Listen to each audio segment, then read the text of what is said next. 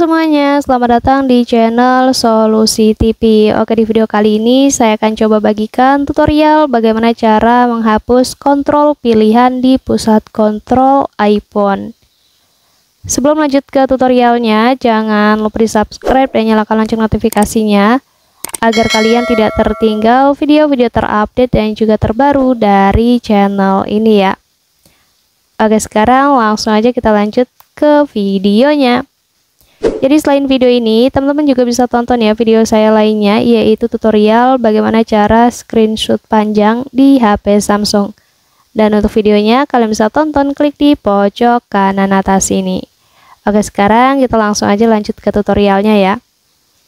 Jadi untuk menghapus kontrol pilihan yang ada di pusat kontrol iPhone ini, caranya gampang banget. Dan sebagai contoh di sini ya, teman-teman bisa lihat ya. Saya akan coba hapus kontrol yang ukuran teks ini ya.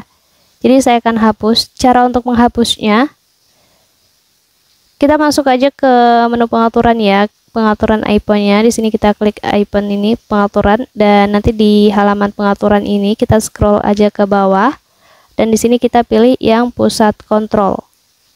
Oke, selanjutnya di bagian pusat kontrol ini kan ada daftar kontrol yang disertakan ya teman-teman.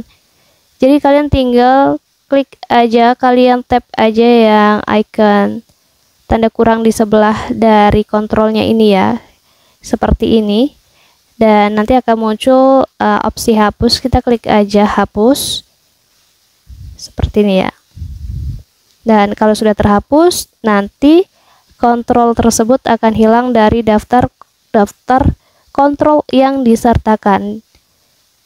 Kalau sudah, kita bisa tutup aja halaman pusat kontrol yang ada di pengaturan ini, dan kita lihat di sini, kita cek, dan kontrol pilihan yang tadi ada di sini sudah tidak ada ya, karena kita baru saja menghapusnya. Jadi caranya seperti itu ya teman-teman. Mungkin cukup untuk tutorialnya, semoga bermanfaat. Selamat mencoba.